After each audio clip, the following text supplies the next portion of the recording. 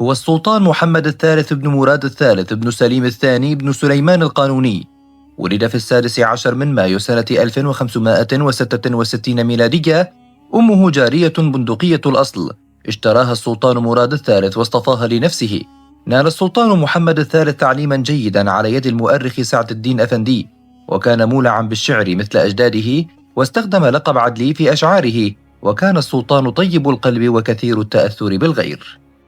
كان الشيخ سعد الدين أفندي من شيوخ السلطان محمد الثالث، وممن شجعه على الخروج بنفسه لقيادة الجيوش، وقال للسلطان: أنا معك أسير حتى أخلص وجودي من الذنوب، فإنني بها أسير. وفي إحدى المعارك كاد أن يؤسر فيها السلطان وفر من حوله الجنود والأعوان، قال الشيخ سعد الدين أفندي: اثبت أيها الملك، فإنك منصور بعون مولاك الذي أعطاك وبالنعم أولاك. فركب السلطان جواده وحمل سيفه وتضرع إلى القوي العزيز، فما مضت ساعة حتى نزل نصر الواحد القهار، وكانت تلك المعركة بعد فتح حصن أكري. جلس محمد الثالث على سرير السلطنة عام 1595 ميلادية، وفي أوائل حكمه سار على أثر سلفه في عدم الخروج إلى الحرب، وترك سياسة الدولة الداخلية في أيدي وزرائه الذين منهم سنان باشا وجفال زاد الجنوي الأصل، وآخر يدعى حسن باشا، ففسدوا في الأرض وباعوا المناصب الملكية والعسكرية، وقللوا عيار العملة، حتى على الضجيج من جميع الجهات. وتعاقب انهزام الجيوش العثمانية أمام ميخائيل الفلاحي، فضم لسلطانه بمساعدة الجيوش النمساوية وإقليم البغداد وجزءا عظيما من ترانسلفانيا لعدم وجود القواد الأكفاء لصدهم. عندئذ قام السلطان محمد الثالث بإصلاح الأحوال المختلفة في داخل السلطنة، وعزل بعض رجال الدولة ونصب مكانهم من وجد فيهم الإخلاص والأهلية. ورغم حالة الضعف والتدهور التي كانت قد بدأت تعتري الدولة العثمانية، إلا أن راية الجهاد ضد الصليبيين ظلت مرفوعة، فقد نشب في عهده العديد من المعارك مع الأفلاق وبغداد ثم المجر والنمسا، واستولى على مدينة بوخارست، غير أن جيوش الدولة انهزمت في يركوكي.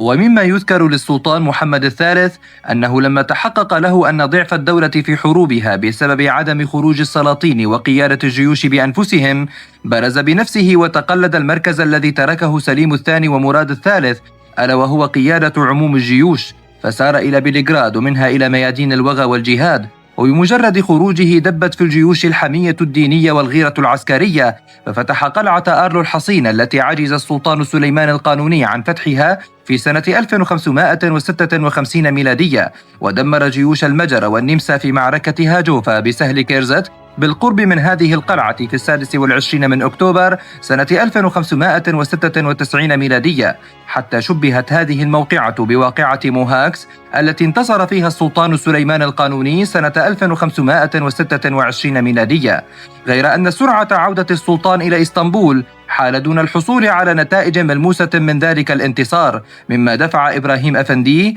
الذي كان حاضرا في تلك الواقعة أن يقول إنه لو أمضت العساكر العثمانية شتاء ذلك العام بالحدود ثم تقدمت في الربيع لكان أمكن افتتاح مدينة فيينا. وبعد هذه المعركة استمرت الحروب دون أن تقع معركة حاسمة.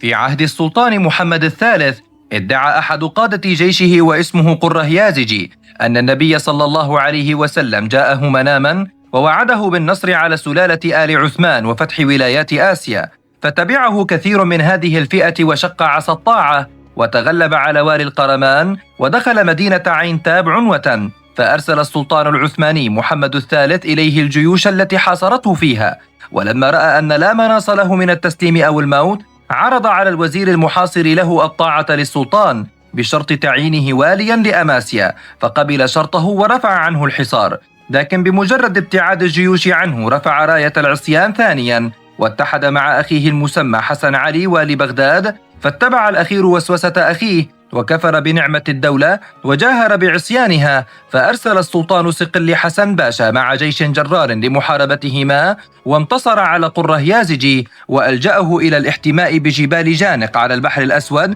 حيث توفي من الجراح التي أصابته في الحرب، تاركا أخاه للأخذ بثأره. وفعلا فاز أخيه حسن على القائد العثماني صقلي حسن باشا وقتله على أسوار مدينة توقات، ثم هزم ولاة ديار بكر وحلب ودمشق وحاصر مدينة كوتاهية في سنة 1601 ميلادية، واستفحل أمره حتى خيفت العاقبة. ولما رأت الدولة تجسم هذه النازلة أخذت في استعمال طرق السلم والتودد، فأجزلت إليه العطايا وأغدقت عليه الهبات، ثم عرضت عليه ولاية بوسنة فقبل بعد تعللات كثيرة، ووضع السلاح وأعلن بإخلاصه للدولة العثمانية سنة 1603 ميلادية، وسافر بجنوده من انضم إليها من أخلاط الأكراد وأوباش القرمان، واستعمل قوته لمحاربة الإفرنج على حدود الدولة من جهة أوروبا، حتى هلكت جيوشه عن آخرها في المناوشات المستمرة بينها وبين عساكر المجر والنمسا. في عهده حدثت ثورة عظيمة في عاصمة الخلافة كاد شرها يصل إلى رقبة السلطان محمد الثالث نفسه، وذلك أن جنود الخيالة كان لهم بعض المطالب المادية، ولما لم يكن في وسع الدولة تلبية طلبهم لنقص دخلها بسبب الحروب والقضاء على بعض الثورات، فقام جنود الخيالة بالتمرد وإشعال الثورة في العاصمة، وقاموا بنهب ما في المساجد من التحف الذهبية والفضية، فاستعانت الدولة عليهم بجنود الإنكشارية وأدخلتهم في طاعتها بعد سفك الكثير من الدماء من الخيالة والإنكشارية.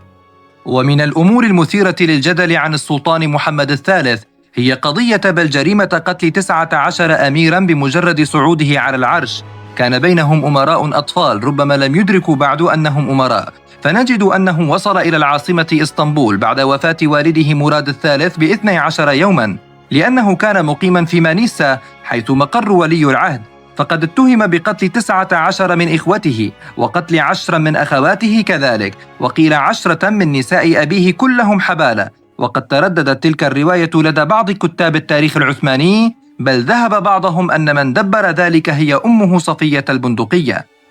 فمثلا نجد أن بعض المؤرخون يذكرون أن السلطان محمد الثالث عندما كان في ولايته وتلقى نبأ وفاة والده السلطان مراد الثالث أسرع فورا للسفر إلى إسطنبول لاستلام العرش، لأنه أكبر أبناء السلطان المتوفى وولي العهد، فعندما وصل إلى العاصمة والتقى بوالدته السلطانة صفية وسألها عن إخوته الأمراء، ردت السلطانة صفية قائلة: إخوتك بل أعداؤك ومن ينافسك على العرش، لقد سبقوا والدك إلى القبر يا بني. وفي الرواية السابقة ربما يحاول بعض المؤرخون الدفاع عن السلطان محمد الثالث وإلصاق تهمة قتل الأمراء الأبرياء لوالدته السلطانة صفية المعروفة بدمويتها، ولكن هذه الرواية تخالف ما يقوله آخرون على أن السلطان محمد الثالث هو من أمر بالتخلص من إخوته لكي لا ينازعه أحد على الحكم. وعلى أي حال فإن كان أمر قتل إخوته قد صدر منه أو من والدته، فإنه في الحالتين قد رضى بهذه الجريمة،